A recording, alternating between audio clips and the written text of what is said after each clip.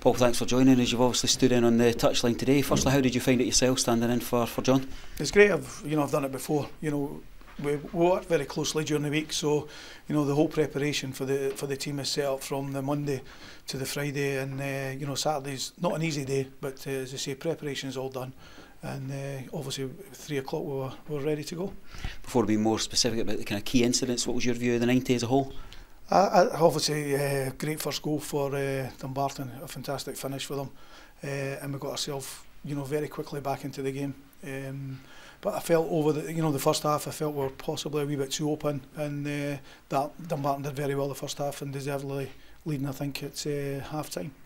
Frustrating, the 2 Dumbarton goals, that maybe the play leading up to that, we gave them a wee bit of space and a bit of opportunity, but we've also got to credit our visitors with a very forward-thinking first half. Yeah, fantastic first goal, great vision, and obviously clinical with the finish. Absolutely great finish from there. Second goal's disappointing for ourselves. Obviously a throw in the top corner, and we let the cross come in, and we don't deal with it. We shouldn't be letting the cross come in. And secondly, we should be probably defending it better when it comes into the box. Big question at half time. We have to come back from behind. We've given a team 2 opportunities to go ahead at starts part. You needed a reaction, and the result ultimately says you got it. Yeah, very much so. I think it's been well documented. We've not been doing that well second halves of the game, so things have turned around a wee bit. Where usually we were by far the better team in the first half. And as I said earlier, I felt Dumbarton were certainly the better team in the first half. We asked the boys a big question for the second half, and they certainly performed.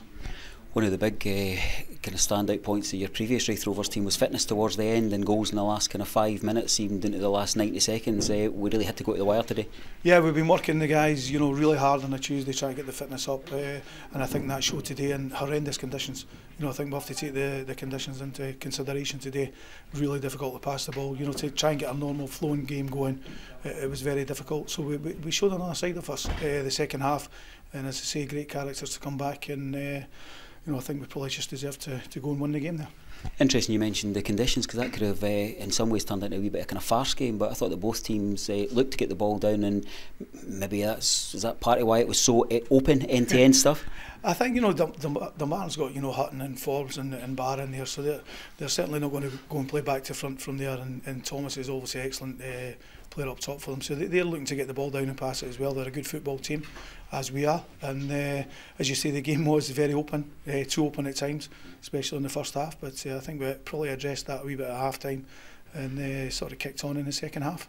Options from the bench, you bring on 2 well-established players, one of them coming back from a more prolonged injury, Louis Vaughan and Dumbarton. I'm sure that the Dumbarton fans were kind of head and hands when he came onto the pitch.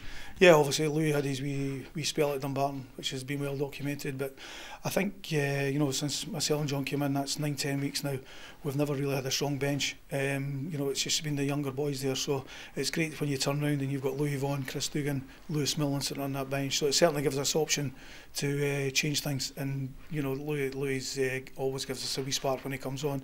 He's worked really hard this time from his operation. He's back a week early because we weren't expecting him really to be back on the bench till the Arbroath game, so it was great to get him on the bench today, great to get him on, and obviously he gets his goal.